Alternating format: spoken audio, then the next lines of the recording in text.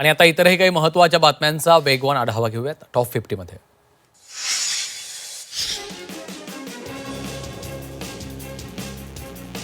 सचिन अहिर यांनी साथ सोडल्याच्या नंतर खासदार संजय राऊत यांनी सामनाच्या रोखोकमधून त्यांच्यावर टीका केली आहे.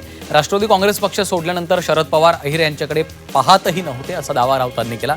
जसा शरद पवारांच्यासोबत विश्वासघात झाला तसा आदित्य ठाकरेंसोबतही झाल्याचं राऊत यांनी म्हटलं.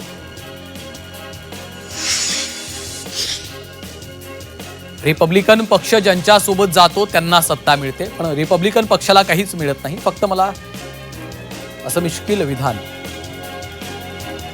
केंद्रीय सामाजिक न्याय राज्यमंत्री रामदास आठवले यांनी केलं. भाजपचे मंत्री चंद्रकांत पाटलांच्या उपस्थितीमध्ये त्यांनी हे वक्तव्य केलं. सोलापूर विधान परिषदेचे आमदार राजेंद्र राऊत यांच्याकडून बार्शी इथल्या विकास कामाची पाहणी करण्यात आली. राजेंद्र राऊतांनी बार्शीतील जिल्हा सत्र न्यायालयाच्या नवीन इमारतीच्या बांधकामाची पाहणी केली, तर राऊत यांनी बार्शी तालुक्यातल्या विविध विकास कामांसंदर्भात अधिकाऱ्यांची बैठक घेऊन कामाचा आढावा घेतला. एशियाटिक सोसायटीच्या बहुचर्चित निवडणुकीत माजी खासदार विनय सहस्त्रबुद्धे यांनी अध्यक्षपदाची निवडणूक शनिवारी मोठ्या फरकाने जिंकली आहे. त्यांच्या एशियाटिक टुमॉरो पॅनलचा देखील दणदणीत विजय झाला. अध्यक्षपदाच्या निवडणुकीत सहस्त्रबुद्धे यांना 349 मतं, तर त्यांचे प्रतिस्पर्धी माजी खासदार कुमार केतकर यांना 157 मतं मिळाली आहेत. केंद्र सरकारने टेलिग्रामला नोटीस पाठवली आहे. टेलिग्रामवरून चित्रपट OTTवरील सामग्रीची मोठ्या प्रमाणावर होणारी पायरसी रोखण्यासाठी टेलिग्रामला नोटीस बजावली आहे. या संदर्भात सरकारनं कंपनीला तातडीनं कारवाईचे निर्देश दिले असून पालन न केल्यास कायदेशीर कारवाईचा इशारा दिला आहे. राज्यातील सहकारी गृहनिर्माण संस्थांच्या कारभारात पारदर्शकता आणण्यासाठी राज्य सरकारनं नवीन नियमावली जाहीर केली आहे. सोसायटीमधील सेवा शुल्क समान रीतीनं विभागलं जाणार आहे, तर पाणीपट्टी आकारणी घरातील नळांच्या संख्येनुसार केली जाणार आहे.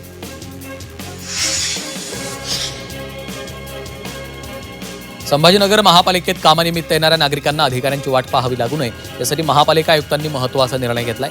महापालिकेच्या सर्व अधिकाऱ्यांना दररोज दुपारी 3:30 ते सायंकाळी 5:30 या वेळेत कार्यालयात उपस्थित राहणं बंधनकारक केलं आहे.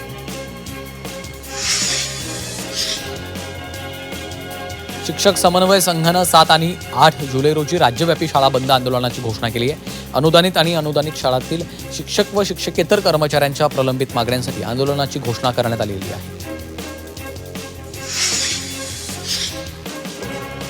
संत ज्ञानेश्वर महाराज आणि संत तुकाराम महाराज पालखी सोहळ्यात सहभागी होणाऱ्या सर्व वाहनांची मोफत तांत्रिक तपासणी करण्यात येणार आहे. अपघात टाळण्यासाठी ही सुविधा पुणे RTOच्या आळंदी रोड चाचणी मैदान आणि दिवे येथील टेस्ट ट्रॅकवर उपलब्ध असणार आहे. चंद्रपूरमध्ये आज राज्यस्तरीय half marathon run for inspiration run for Balubhau या मोठ्या उत्साहात आयोजित करण्यात आली. दिवंगत खासदार बाळू धानोरकर यांच्या स्मरणार्थ मराठा चॅरिटेबल ट्रस्ट चंद्रपूरच्या वतीने ही मॅरेथॉन आयोजित केली. या स्पर्धेसाठी अनेक धावपटू आणि क्रीडाप्रेमी उपस्थित होते.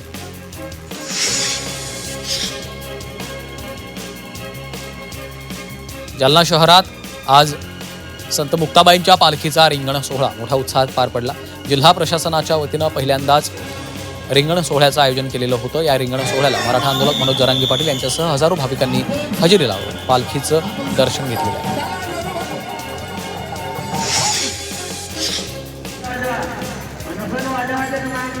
आषाढी वारी जवळ येत असल्यानं विठुरायाच्या भक्तांमध्ये पंढरपूरला जाण्याची ओढ लागली आहे. नागपूरच्या बडकत चौकातून विठ्ठल नामाच्या जयघोषात दिंडीचं रिंगण पार पडलं.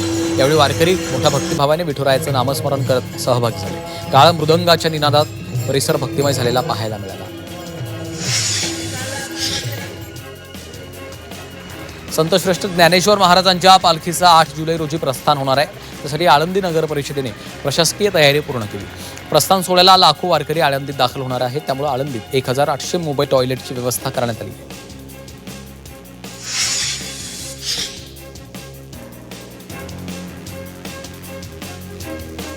आळंदीमध्ये माऊलींच्या पालखी प्रस्थान सोहळ्याची लगबग पाहायला मिळते. या तयारीमधला एक मुख्य भाग म्हणजे पालखी रथासोबत जाताना माऊलींच्या आरतीचं सामान, चांदीचे दागिने, वस्त्र यांचं व्यवस्थापन पूर्ण झालेलं आहे.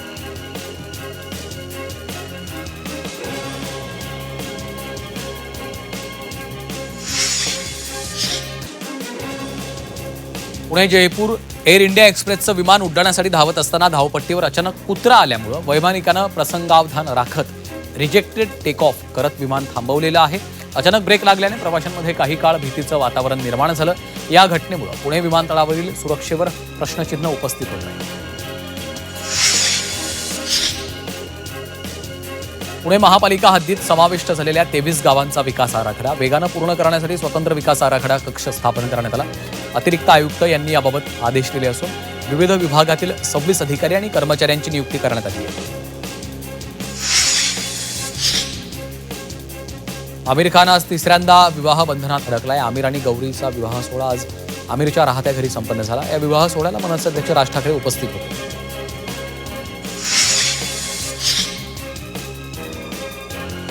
11वी प्रवेशासाठी शिक्षण विभागाकडून 7 जुलैपर्यंत मुदतवाढ देण्यात आली आहे.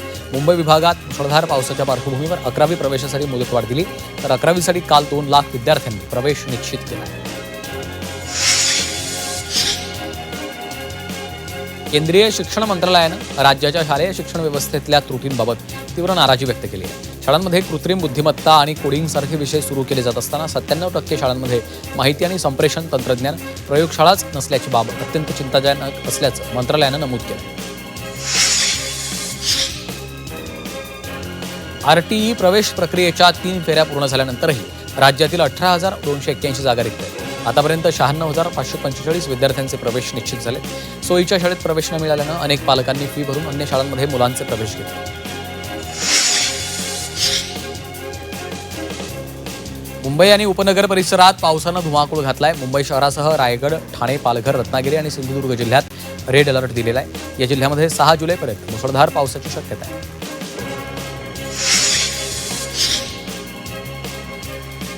भारतीय हवामान खात्यानं मुंबईला अतिवृष्टीचा इशारा दिलेला आहे. या दरम्यान मुसळधार ते अतिमुसळधार पाऊस कोसळण्याची शक्यता आहे. त्यामुळे अत्यावश्यक असेल तरच घराबाहेर पडा, असं आवाहन नागरिकांना करण्यात आलं. भंडारा जिल्ह्यात सलग 4थ्या दिवशी रिमझिम पावसाने हजेरी लावली. या पावसामुळे शेतकऱ्यांना काहीसा दिलासा मिळाला असून खरीप हंगामातल्या शेतीकामांना वेग आलाय. मात्र शेतकऱ्यांना आणखी दमदार पावसाची प्रतीक्षा आहे.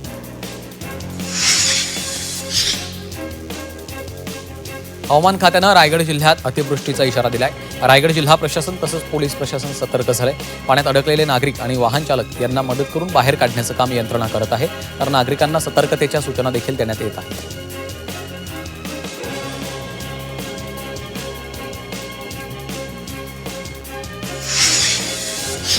बोरिवली पूर्वमधील राजेंद्र नगरात एक मोठं झाड दुचाकीवर पडलं. सुदैवानं यामध्ये जीवितहानी झाली नाही, मात्र दुचाकीचं नुकसान झालेलं आहे.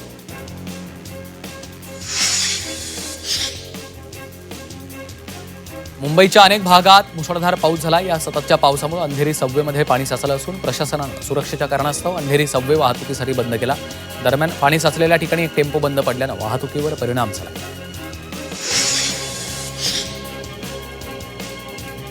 टिटवाळ्याच्या अनेक भागात मुसळधार पाऊस झाला.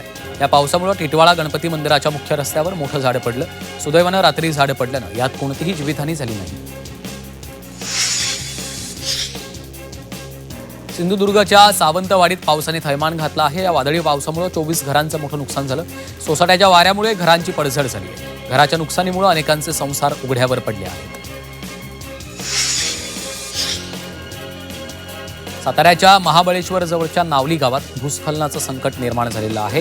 मुसळधार पावसामुळे नावली गावातला रस्ता, शेतजमीन, घरं खचली आहेत. रस्त्याला मोठ्या भेगा केल्या असून गावातील पाण्याच्या टाकीला धोका निर्माण झाला. त्यामुळे नावली ग्रामस्थ प्रचंड भीतीच्या छायेखाली आहेत.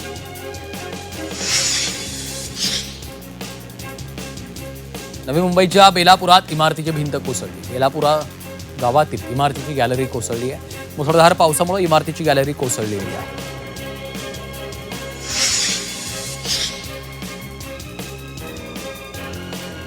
मुंबईच्या घाटकोपरमधील विक्रांत सर्कलजवळ झाड उन्मळून पडल्याची घटना घडली आहे. 4 गाड्यांवर भलं मोठं झाड कोसळलं. यात गाड्यांचं नुकसान झालं.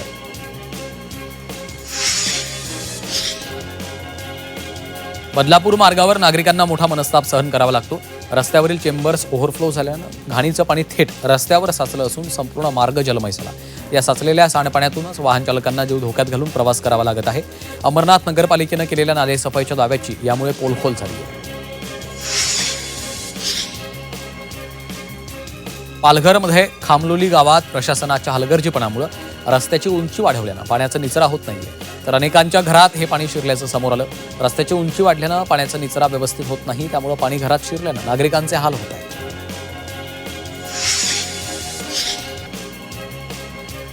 मुंबईत धोकादायक झाडाचा तिसरा बळी गेला. कुर्ला पश्चिम इथल्या नौपाडाच्या कमानी परिसरात झाड कोसळून एका व्यक्तीचा मृत्यू झाला. झाड कोसळून दगावल्याची आठवडाभरातली ही दुसरी घटना आहे.